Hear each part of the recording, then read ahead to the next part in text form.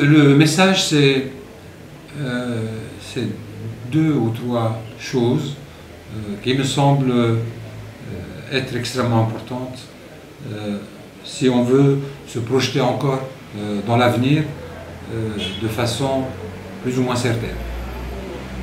C'est premièrement garder ce sens de l'engagement que les fondateurs et tous ceux qui ont eu des responsabilités à ENDA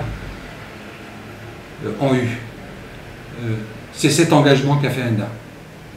C'est un ensemble de convictions, mais c'est aussi la décision de se donner à une cause. Ça, c'est extrêmement important. C'est extrêmement important. Mais le sens de l'engagement ne suffit pas.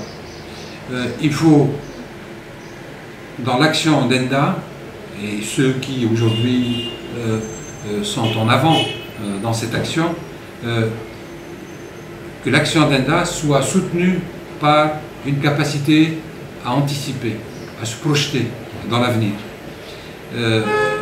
Mais aussi, je dois dire, une capacité à conceptualiser, à inventer des concepts pour l'avenir. Les deux, capacité à anticiper et à se projeter, et capacité à innover en matière de nouveaux concepts, sont liés. Pourquoi?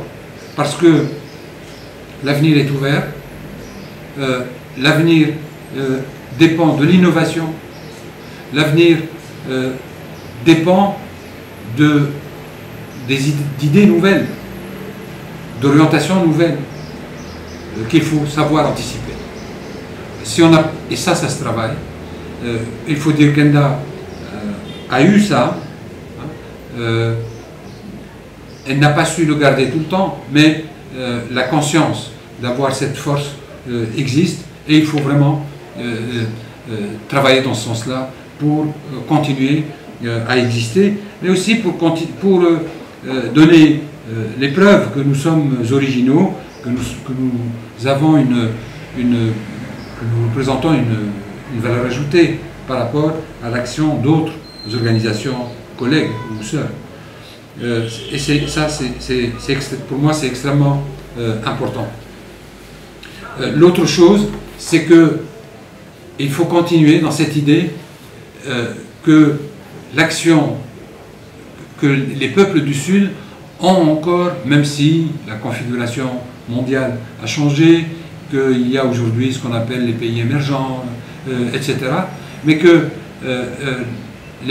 la notion du Sud elle-même a changé, et que le Sud d'hier se retrouve quelque part aussi dans certaines parties du Nord, et que le Nord d'hier se retrouve aussi dans certaines parties du Sud, de travailler pour de nouvelles solidarités entre ceux qui n'ont pas profité du système mondial et qui sont concernés par son changement fondamental.